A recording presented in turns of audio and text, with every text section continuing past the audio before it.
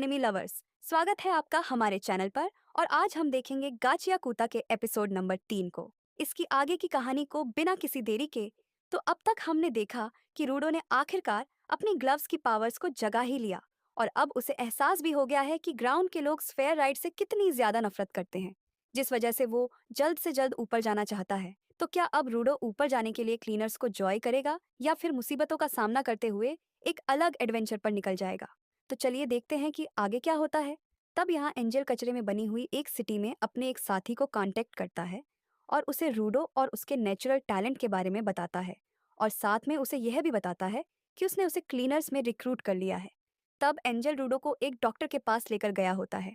ओए, मैंने तुम्हें कभी नहीं कहा कि मैं तुम्हारी बेकार सी गैंग को जॉय करूंगा। तुम्हें लगता है कि तुम्हारे पास उसके अलावा कोई और चारा है? चुप कर जाओ। मैंने तुम्हें पहले ही कहा है कि मैं ऊपर जाना चाहता हूँ। अपना मुंह बंद करो बच्चे।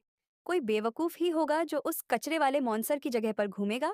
और अगर तुमने थोड़ी देर और वहां पर सांस ली होती तो अब तक तुम मर चुके होते और ऊपर से तुम किडनैप भी हो गए थे। तुम्हें तो इस बंदे को थैंक यू कहना चाहिए कि इसने तुम्हें बचाया है। तब एनजी और रूडो वहां से चले जाते हैं। मेरे ट्रीटमेंट के पैसे देने के लिए शुक्रिया, पर मुझे बस ऊपर जाने की इन्फॉर्मेशन चाहिए, तो इसलिए मैं क्लीनर्स को जॉय नहीं कर सकता।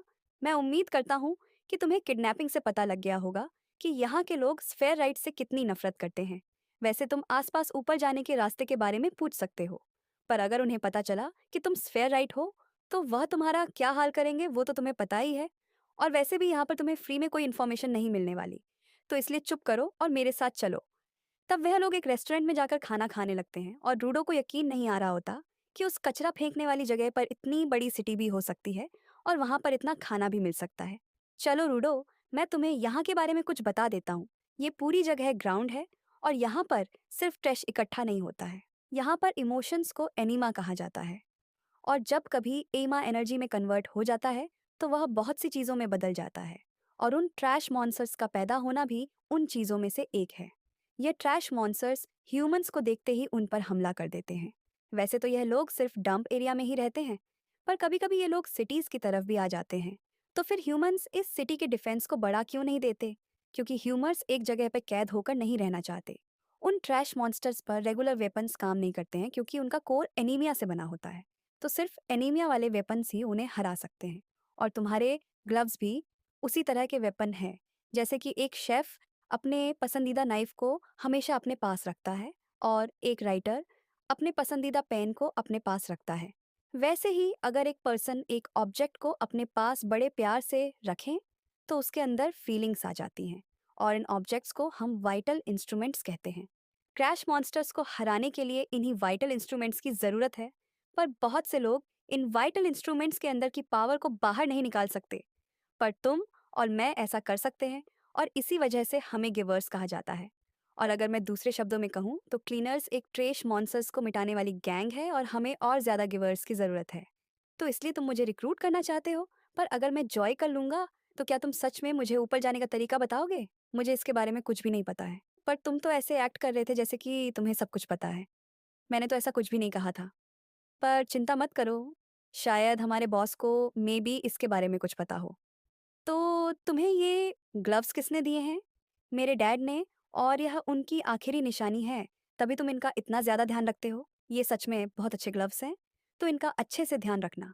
तब इससे रूडो को रेगटो याद आ जाता है, जिस वजह से वह इमोशनल हो जाता है।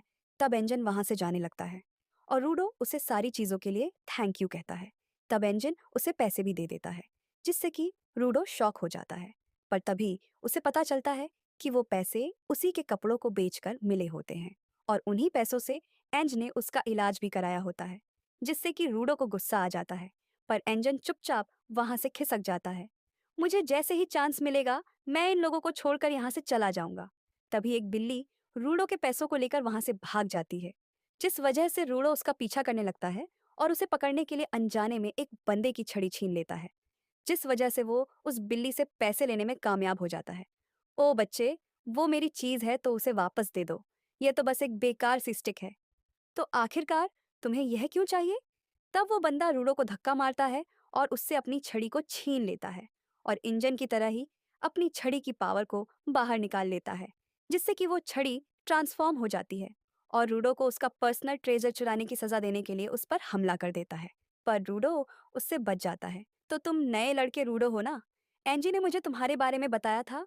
मैं आकुटा क्लीनर्स के साथ हूँ और मेरा नाम जाकाय है। एंड जिन ने मुझे तुम्हारी ट्रेनिंग का इंचार्ज बनाया है। पर मुझे नहीं लगा था कि मुझे तुम्हें सब कुछ बेसिक से सिखाना पड़ेगा और तुम्हें यह भी सिखाना पड़ेगा कि तुम्हें चोरी नहीं करनी चाहिए और जो तुम्हारे लिए इम्पोर्टेंट है उसे छुपाना चाहिए। तुम गलत समझ रहे हो। मैं तो बस बिल्ली से अपने पैसे वापस ले रहा था। जाओ अपने बाप से ये बातें करो जिसने तुम्हें सही से कुछ सिखाया ही नहीं है। तब ये सुनते ही रूडो को गुस्सा आने लगता है।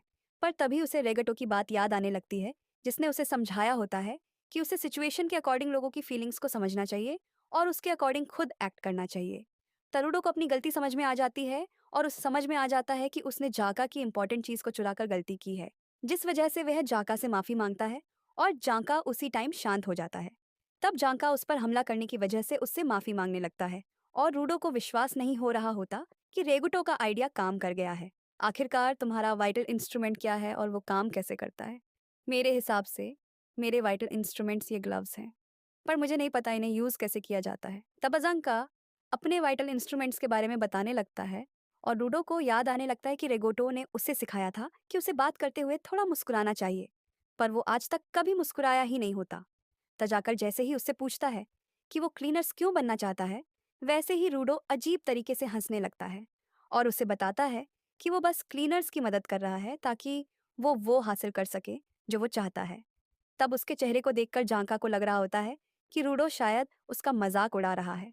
पर तब रूडो उसे समझाने लगता है कि वो बस हंस रहा है। तब रूडो फिर से हंसने की कोशिश करने लगता है, पर इससे जांका को और गुस्सा आ जाता है और रूडो को भी इससे गुस्सा आ जाता है, जिस वजह से उनके बीच में बहस छिड़ जाती है और जांका रूडो के गोल को कचरा कह देता है, जिस वजह से रूडो को गुस्सा आ जाता है। आखिरकार तुम्हारी हिम्मत कैसे हुई मेरे सपने को कचरा कहने की? मैं तुम्हें देखकर ही समझ गया था कि हम दोनों में कभी नहीं बनने वाली। तब वह दोनों ही अपने अपने वाइटल इंस्ट्रूमेंट्स की पावर्स को जगा देते हैं और रूडो की पावर को देखकर जांका को समझ में आ जाता है कि वह अपने ग्लव्स की मदद से किसी भी ऑब्जेक्ट को वाइटल इंस्ट्रूमेंट में कन्वर्ट कर सकता है, जिस वजह से उसे एहसास हो जाता है कि एंजन रूडो को नेचुरल टैलेंट क्यों कह रहा था। तुम्हारे पास चाहे नेचुरल टैलेंट हो, पर तुम मुझे कभी नहीं हरा सकते। तब जांका ने अपने हथियार को पहले ही ऊपर की तरफ फेंक दिया होता है, जो कि सीधा रूडो के आगे आकर गिरता है और रूडो का ध्यान भटकते ही जांका उस पर हमला कर देता है। तब रूडो भी जांका से लड़ने की कोशिश करने लगता है, पर जांका की स्पीड के आगे रूडो उसके सामने नहीं टिक पाता और जांका उस पर हमला करके उसे जमीन में गाड़ देता है। तब जांका नोटिस करता है कि उसके मुंह पर कुछ गिर गया है और तभी उसे समझ में आ जाता है कि वो चीज़ टट्टी है, जिस वजह से वो देखता है कि रूडो टॉयलेट क्लीनर का यूज़ कर रहा है। और जैसे ही वह रूडो को इसके बारे में बताने लगता है, वैसे ही रूडो उस पर हमला कर देता है और जाका की कोई भी बात सुन नहीं रहा होता। तो जाका टट्टी के हमले से बचते हुए भाग रहा होता है और रूडो को लग रहा होता है कि उसका हथियार सच में कमाल का है, जिसने कि जाका जैसे खतरनाक बंदे को भी डरा दिया है।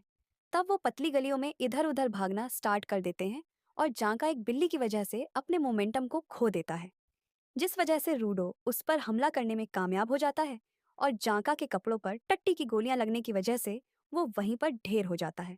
तब एंजन भी वहां पर आ जाता है और जैसे उसे उस कहानी के बारे में पता लगता है, वैसे ही वह गाड़ी चलाते हुए जोर जोर से हंसने लगता है।